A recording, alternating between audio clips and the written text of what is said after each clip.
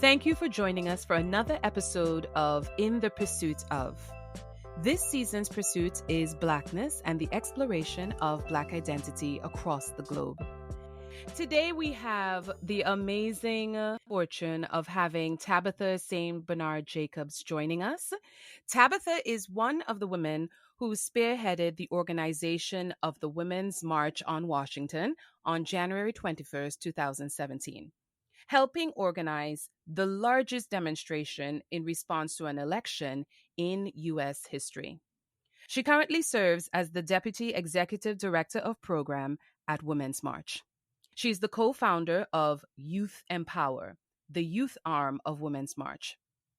Tabitha has led and been an adult ally to several youth initiatives through her work with Youth Empower, including the historic National School Walkout. She was one of Glamour Women of the Year in 2017 and was also honored as one of 200 women who will change the way you see the world. Currently, Tabitha is a leading voice on parenting anti racist children and writes often about raising multiracial children in today's America. Thank you so much for joining us, Tabitha. We feel really lucky and fortunate to have you with us. Thanks so much for having me. I'm really happy to be here.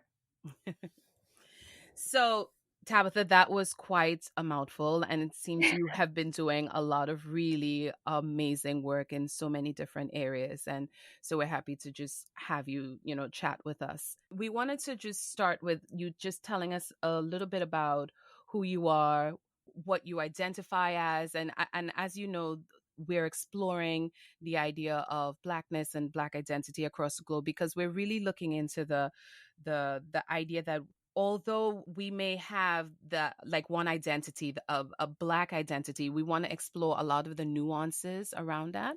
And so many of our guests are going to be exploring the nuances of what that means to them.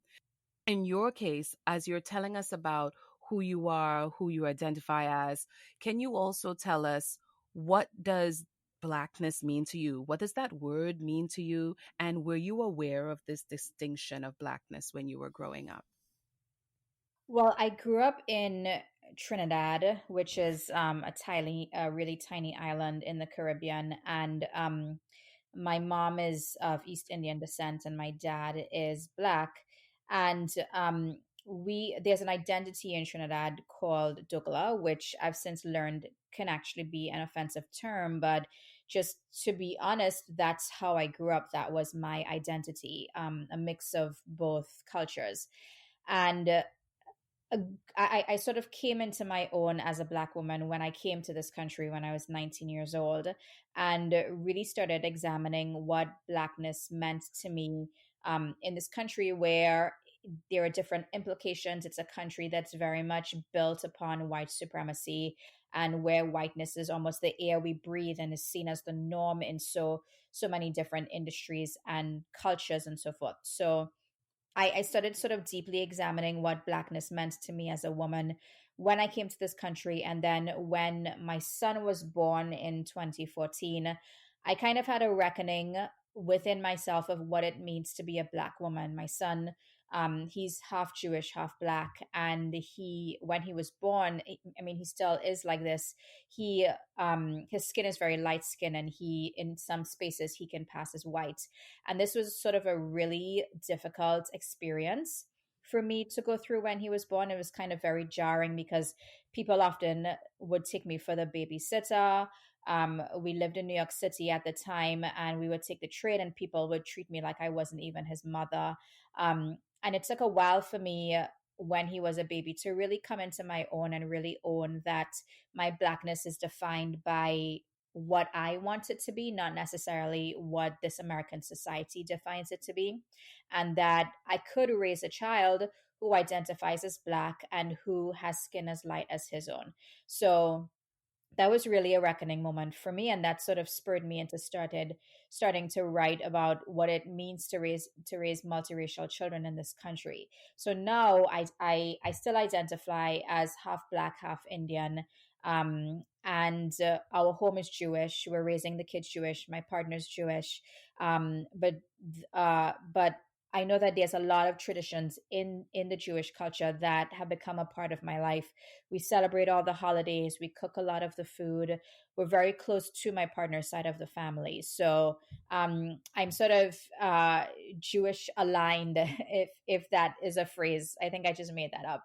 But Yeah. but I'm sort of Jewish aligned because I grew up as a Christian, but the traditions and the beliefs of really Judaism is something that I deeply identify with. So that's kind of my identity now. We're raising the kids to know every part of who they are. So we celebrate Diwali, which is an Indian festival. We celebrate Christmas, which is a Christian holiday, and we of course celebrate all the Jewish holidays.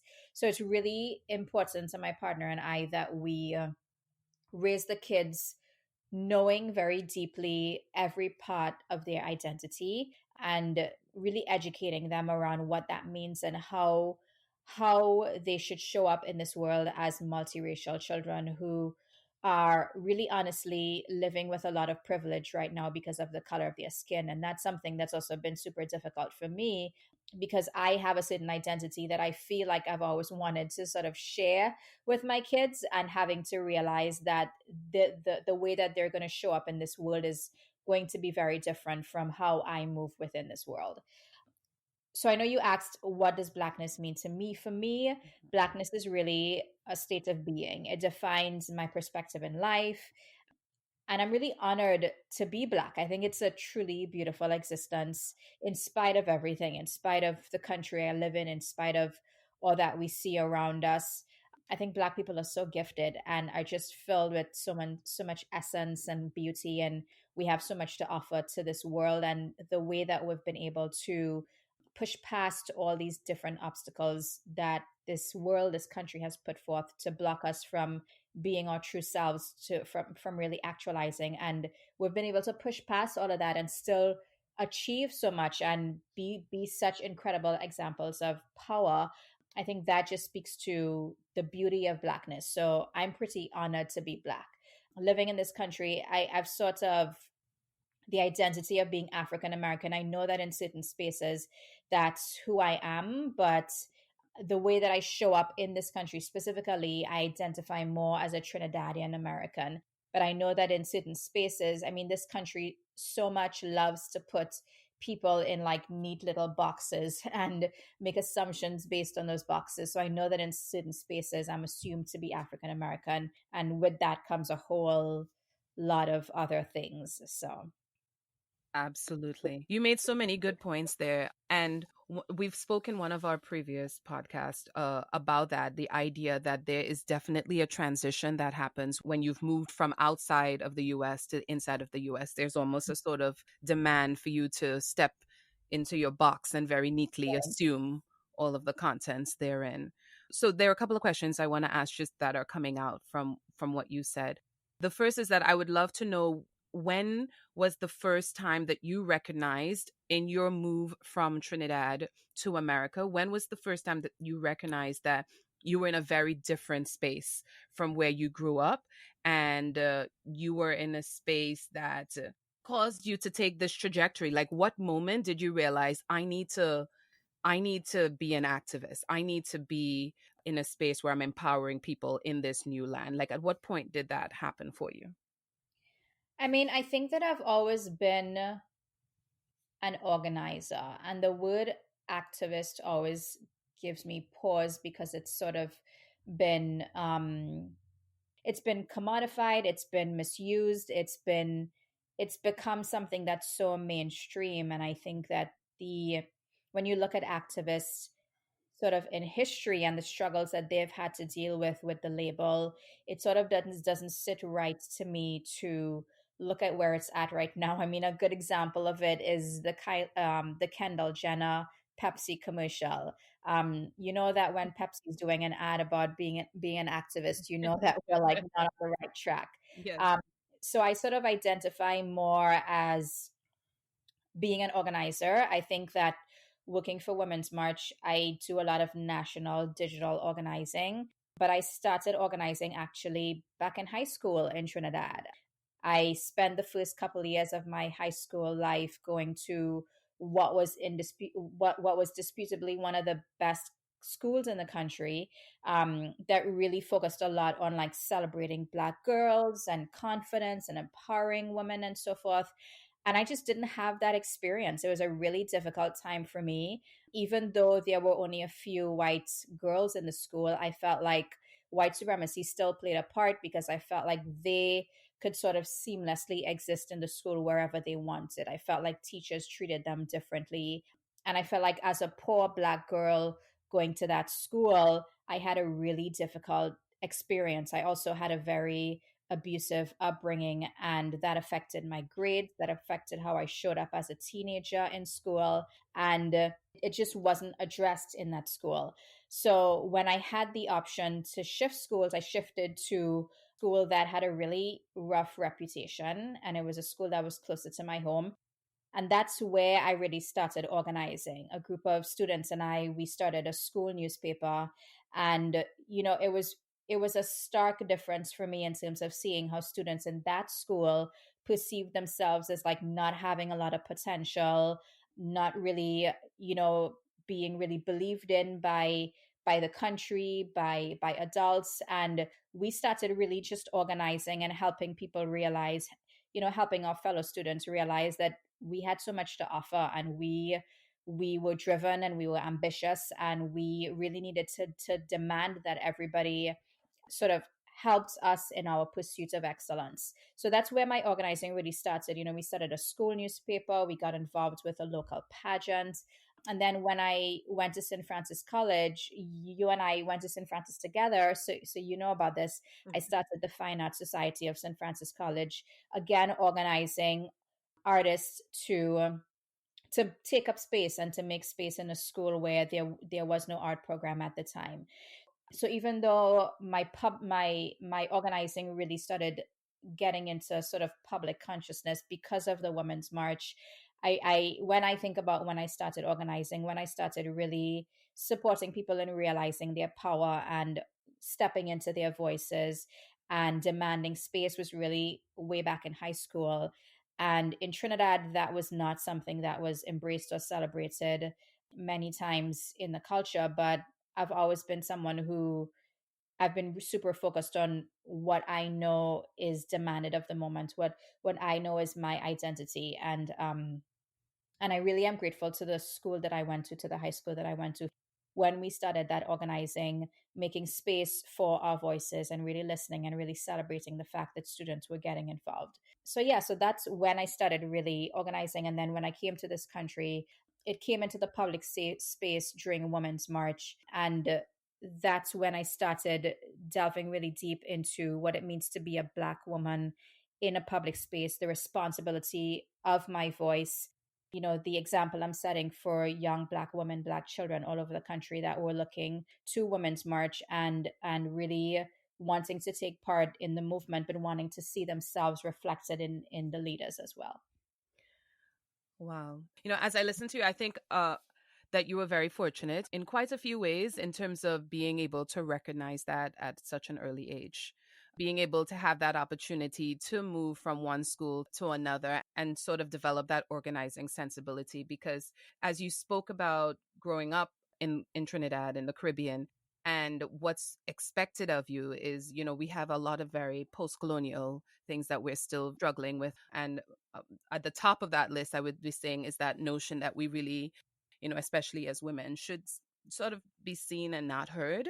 Yeah. And yes, it's changing a lot, but that is really at the root of a lot of you don't speak up, you don't voice things, you don't go against the grain, and you're not rewarded for going against the grain, because that means you're also stepping out of the boxes that we've created for you. Mhm. And although I think we have similar but different boxes in the Caribbean, it's boxes all the same. Mhm. And so to be able to develop that sensibility even in that space, I think is very fortunate. And then to be able to travel to a new space and then continue to develop that sort of advocacy around the work that you're doing around Black identity and giving people space to come into who they are. I think it's really fortunate, because I think many of us, myself included, I spoke previously about, really growing up in a bubble, Mm-hmm. And liking the bubble, I think the bubble was necessary for me Right. because the world outside the bubble, even it's sometimes it may sound weird to be like, oh, you're a black person and you Mm-hmm. grew up in a bubble. But I think we are sort of, you don't know that you're being sold things just by just growing up. You're buying into whatever is the comfortable notion of the day, and it's only when Right. you really start to ask the questions yourself, and only when it's you have to be put into a situation almost of discomfort to Mm-hmm. realize that, oh, this isn't an anomaly, this is the status quo. Right. And so I definitely came to that understanding much, much later in life. But I think it was necessary in when it happened for me, that is. So I wanted to go back to, you were talking about raising your son and definitely wanting him to understand the idea of blackness and raising him in a multiracial family and with a multiracial identity. So for your son, when he looks in the mirror, he sees himself. Well, I can't speak for him. I can speak for my own kids. When they look at themselves, they don't see me. They see Right. closer to their father. So Yeah. then, when you speak of the word blackness, do you ever get any pushback where that is concerned? My explanation to my kids is like, it's, I say black culture so Mm-hmm. that they're better able to understand it. How do you explain that to your son, that it's not, clearly it's not color of skin you're talking to Yeah. him about, Yeah. but it is an experience. So how do you, do you get that pushback from him, and how do you go about explaining it? I mean, it's an ongoing process and it changes according to age. I think he was like 2 years old when he first said to me, like, Mom, I'm white. Yes. And that was super jarring for me. First of all, I wasn't ready to have a conversation about the nuances of race and skin color with like Yes. my toddler. Um, and I started thinking, I asked him, I was like, where did you hear this from? Like, where are you hearing this from? You're not white. Where are you hearing this from?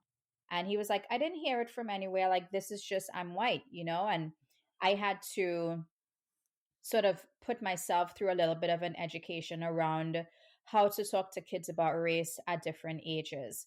And we've changed over time in terms of what we say to him. When we had that conversation with him at the time, we said, you're half mom and you're half dad. We came together and we made you. So you're part black and you're part white. And then the question came like, so which part of me is white and which part of me is black? Is it my head that's white and my feet are black? And it's just, and we just, Yes. I mean, it's a perfectly reasonable Yes, question it's to ask. amazing how they're and all they're trying to doing is really trying to understand. They're like, I just need to know how I fit into this family, mom. So just give me Yeah, something I can, hold on sink to. into. Yeah. Yeah, exactly.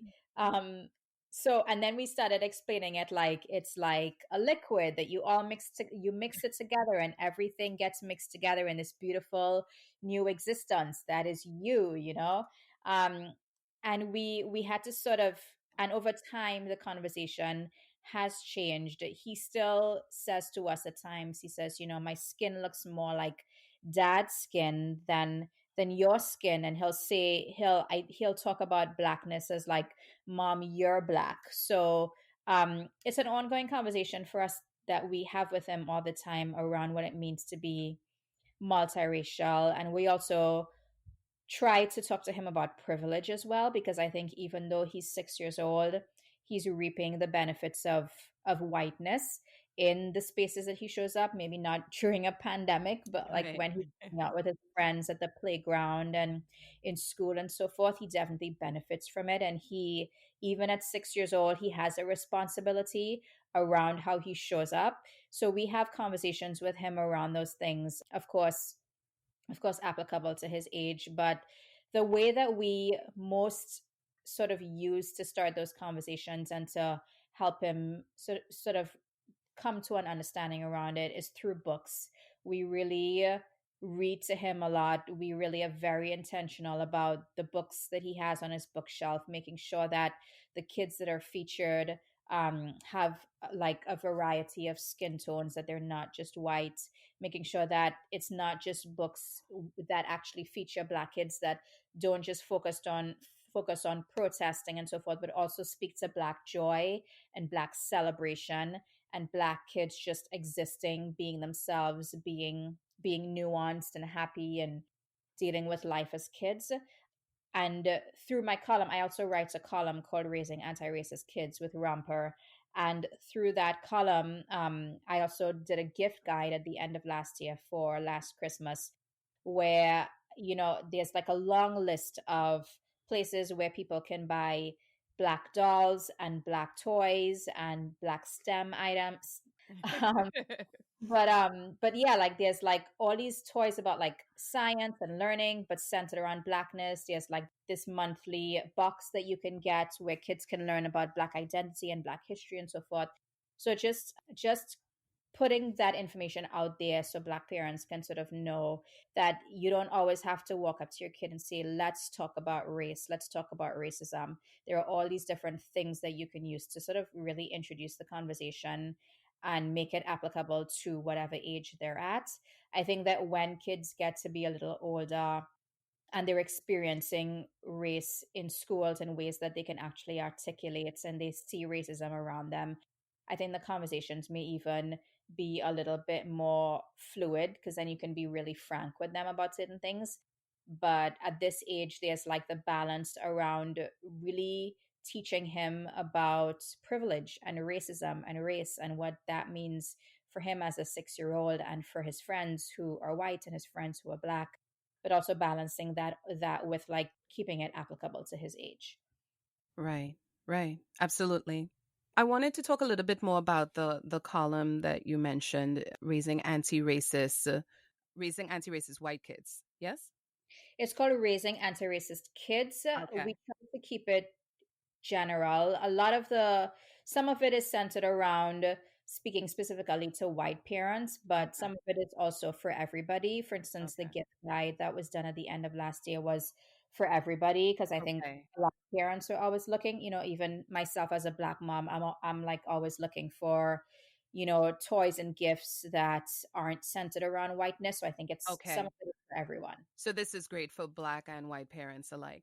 Well, I wanted to talk more about it just because I think it's such a great tool and it's such a brave tool. Like, even having that as a column is really going to the heart of what a lot of us are dealing with, but we're dealing with personally. And to bring Mhm, it into the community sphere, I think it's mhm, such a good idea because recently I was speaking to one of my mom friends who is white. And she was saying that, sometimes it's difficult to know when to speak to your kids, or it's a difficult conversation to have with your kids when you talk about racism, mhm, because you don't want the kid to somehow feel like they are the cause or they belong to this culture that is, just a bad culture. And so she was like, she would often, put off the conversation or, be reticent to have those conversations. What mhm. advice would you be able to give to them in that way as they sort of approach their kids with these types of conversations?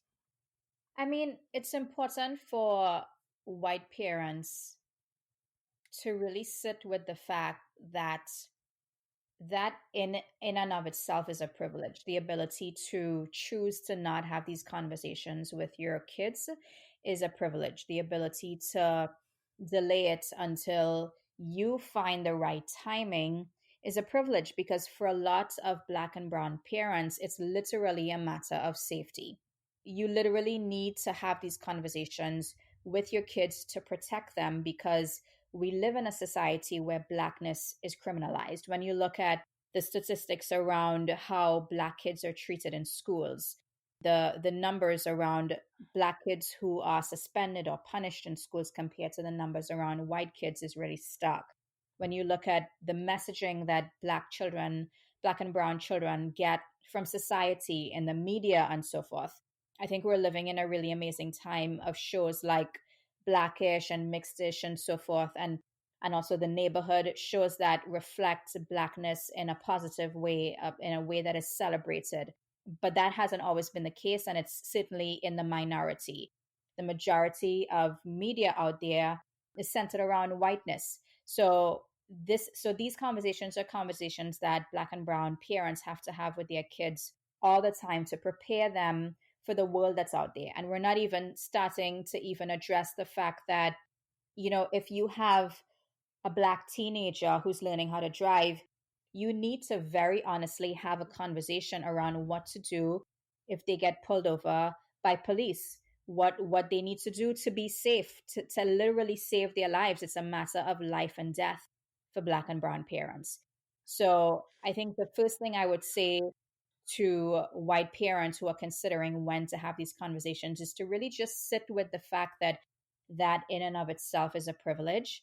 I think that there's a responsibility to seek out resources that can help make these conversations a little bit more fluid in your household, because it's not just about the kid, it's about, are you having anti-racist practices in your home as a whole? I talk in my column a lot about your friends. Are all of your friends white? Are all of your children's friends white? The churches, the synagogues that you go to, looking at the number of white people, the number of people of color that actually attend with you, looking at the places that you show up, the neighborhoods you live in.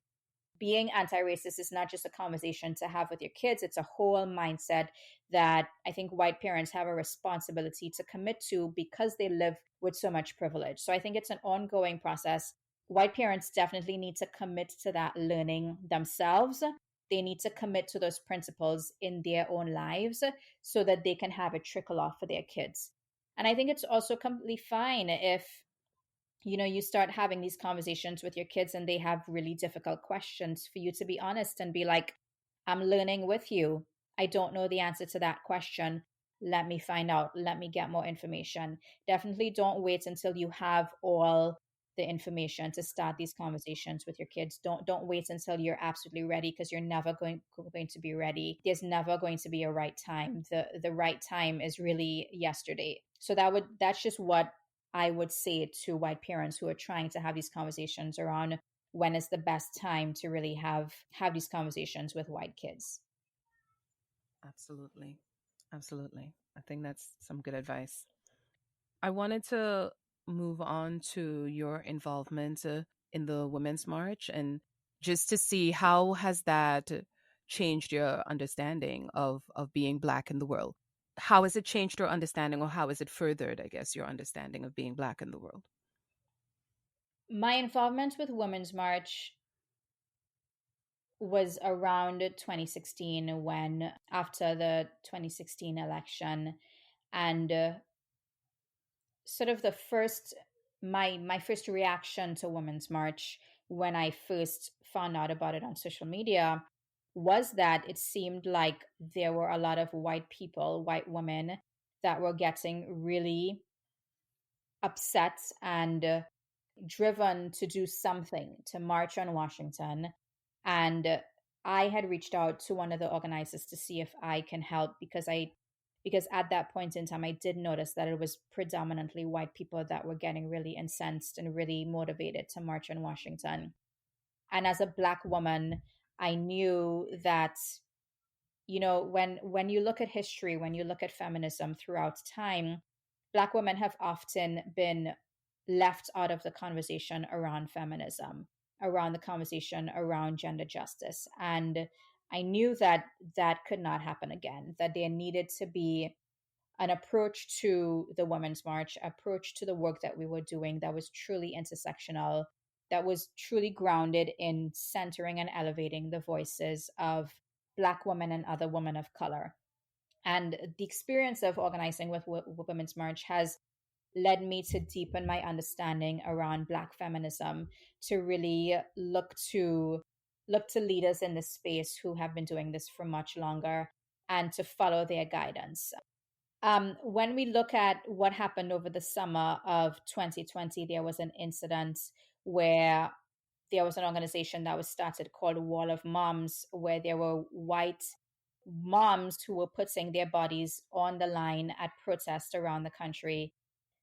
Whenever protest movements bubble into the public consciousness, I always gut check myself around if it's centering the voices of people who have been historically marginalized, if it's centering the voices of Black and brown people. So that's something that I've always done. I think that my organizing in Trinidad sort of lent itself to that because Trinidad is a island where it's predominantly Black people, predominantly people of color. But that's something that since I came to this country, there's a need to be super intentional about it in this country because so often things gain validity only when white people allow it to gain any sort of validity. So, really pushing back against that and really pushing back on that notion that there needs to be white acceptance before something becomes mainstream. Right.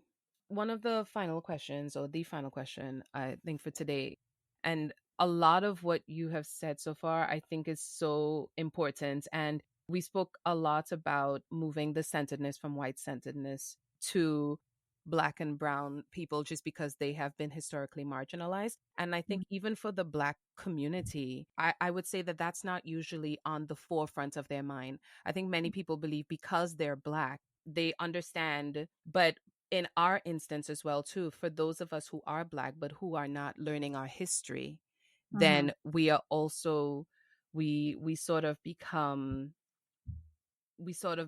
caught in a cycle because Mm-hmm. we're not aware of what is being done to us. So we're sort of just moving in this cycle over and over again, thinking that it's the first time this is happening or this is an anomaly, not realizing that there's so much history behind what is happening to you, that what is happening to you is not in a silo, and that it's not, and many times you can often think it's your fault, Mm-hmm. that your existence is your fault, and that it's somehow tied to the fact that you're Black culture and marginalization seem to go so hand in hand that it feels like it never existed any other way, Mm-hmm. unless you're, digging into that history. So the work that you're doing is really important. It is calling out a lot of things that both the Black and the white community Mm-hmm. need to be very aware of. Yeah, I mean, I did a workshop with some young people, I think it was last week or the week before, just about like how to start organizing. And that was one of the main things that I really stressed is really educating yourself on the history of movements, really educating yourself on the history of social justice so that you can see these patterns play out over time. We see it play out over the trajectory of movements. You see it play out over how race shows up. I think we're living in a really profound time where after the process of last summer, we're seeing shifts. We're seeing shifts on corporate levels. We're seeing shifts on really many governmental levels around how they approach race and racism. And, during the summer, when people were super excited about these changes, I kept stressing this is going to pass. People are going to move this out of the media space. They're going to move this out of the public consciousness space, and we really need to continue to hold corporations and the government accountable for continuing to center Black voices and to continue making sure that anti-racism is a key foundational block to everything that people are doing. Yeah. Because once it moves out of the public consciousness space, it's very easy for people to go back to life as usual, for people with privilege to go back to life as usual, and for them to think that, okay, the summer of 2020 was a really interesting time, Mhm. but to not have made these permanent changes, these systemic changes in their lives. So that's one of the reasons I started the column where I reached out to Ramper, because I really wanted to make sure that there's ongoing education, there are ongoing conversations around making anti-racism a foundational block in people's lives and in how people show up in every area of their lives. And it's not just when something bubbles into the public consciousness space. And it's not just when there's a tragedy that happens that triggers something emotional inside of us that makes us want to do something, but that we are committing to anti-racist practices, to anti-racist norms in our society, to really make the change that we need to see that will really result in like really long-term impact. Yes. And I think the organizing that you and the Women's March have been doing, and a lot of different community organizations have been doing, is essential. And I think in many ways, the pandemic has been a blessing in that way because it really allowed our collective consciousness to be raised to really see what's happening in front of us. And you Mhm. mentioned before the idea of it has to be systemic, Mhm. because I think so often we are so good as a society at putting band-aids on things. So Mhm. especially as you talk about corporate America, we're so good at changing the face but not the soul. Right. And changing the soul is so important. And what happens when it's not, it's out of fashion, so Right. how do you keep that in fashion so that you're not, you know just taking at face value? So as you said, when this summer goes and you're like, well, didn't we deal with that 2 summers ago? Aren't we past that? And Mhm. realizing that we can't get past it because it's something that started so long ago, and it's a commitment to being uncomfortable for those who have been comfortable in these spaces. Exactly. Yeah, and I think over the summer of last year, there were all these corporations. I think I found a list of like 200 fashion companies that were making donations and were doing this and doing that. And I was like, this is all well and good. I know that organizations definitely need money. I know that $1 million makes a really big difference to a grassroots organization. But let's also deeply examine for these corporations how many Black people are on their board. Let's deeply examine how many Black people are in leadership positions on their staff. How do they feel? What's the culture like for them around how they are treated as Black people in the workplace? Are there opportunities for them to succeed and advance and to move up in their companies? Let's talk about pay equity. Let's talk about, the salaries of the Black people in these corporations and really put it in comparison with the white people in these corporations. Let's talk about, for fashion companies, let's talk about the amount of Black models they use. And I'm not talking about racially ambiguous people with curly hair and light skin. I'm talking about dark skin models. I'm talking about people who often are marginalized by the fashion industry and have been for so long. Really looking deep as to like, who are you hiring for projects? Who are you hiring as contractors? Are these Black and brown people? So deeply examining all these cultures and practices within corporations, because while I think that donations are certainly a step in the right direction, you give one donation and that really doesn't change things like systemically within your corporation. So I think all these things are crucially important. As you mentioned, don't you give one donation? I had to go back to my Catholic upbringing, because it's like you've given a donation and you've sort of absolved yourself Yes. from Uh-huh. from the behavior and from the system. You're like, I don't really want to change anything, Yeah. but Mhm. here's some chump change. It's almost like a buyout. It's like, if I give you this, will we stop talking about this because it's really uncomfortable and it's affecting my my Yep. profit margins. Um, Exactly. Exactly. one final question for you. Do you believe there is hope in turning around the clock with racism and with alienation towards Black people in the world? Because sometimes it can feel like such an immovable, it feels like it's been going on for so long, and Mhm. there's always a new way of re-injuring and re-alienating the Black community and people of color in general. Do you have hope? I'm hoping that's why you're an organizer, in that that we can turn this process around. I mean, I think as an organizer, that like radical imagination is the thing that really keeps me going, really imagining the world that I want to live in, the world that I want to raise my kids in, and fighting tooth and nail to make that world a reality.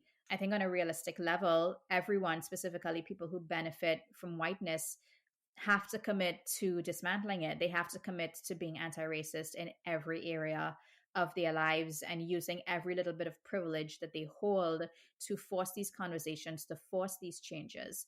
I think it's never too late to really start changing from within, to making those changes, to committing to that education, to committing to sitting with the discomfort and moving it out to the systems that everybody contributes to and have power in.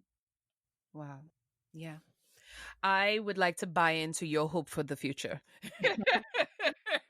Because I'm not always as hopeful. So I personally am very grateful for the work that you're doing. It encourages all to get to work ourselves and to do our own parts in terms of turning the clock around, and it has definitely awoken our consciousness in general in terms of realizing that there is work to do, that everything is not fine, Right. and that we need to just move beyond the little that we're doing and really get our hands dirty, get in there, and really all of our efforts need to sort of be honed towards this effort of making the world a more equitable place, and Yeah. realizing that the balance of power is so inequitable that it is causing harm, both Mhm. physical and mental, in many ways.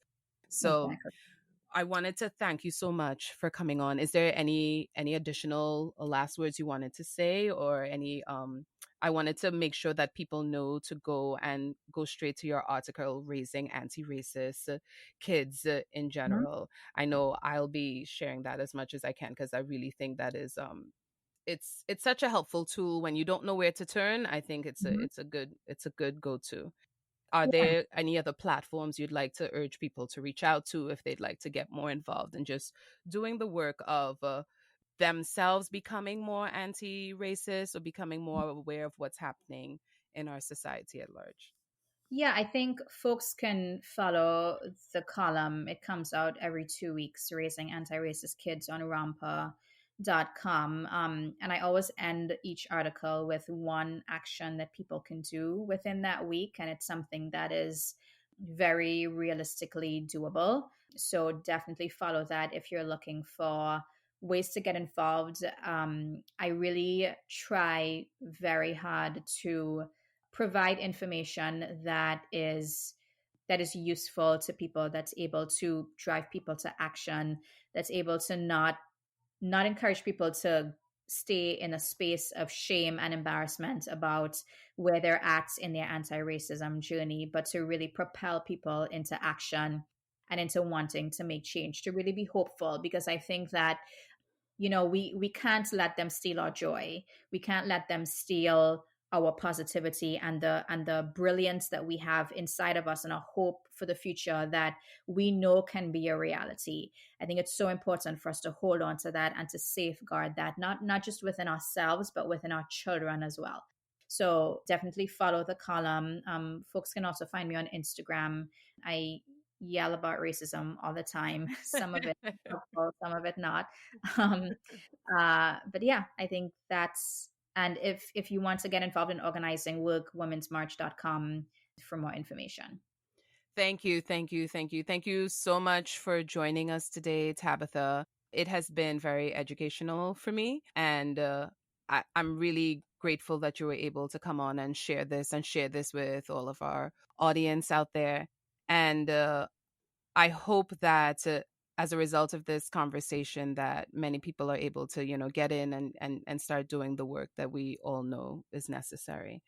I was going to say thank you so much for having me. It's been really a joy to be able to join your podcast and to share a little bit about my perspective around Blackness. Amen. Thank you, Tabitha. We thank all of you for joining us on In the Pursuit of, and we'll see you next time. Enjoy. This podcast has been powered by Mars Playhouse, a theater and film company dedicated to increasing the lexicon of Black plays and films emanating from the Caribbean and its diaspora throughout the globe. Thank you for your support in growing this podcast community. Don't forget to hit the like button and follow us on IG, Facebook, and Twitter at Mars Playhouse for details on upcoming podcasts and content surrounding the Caribbean and its diaspora.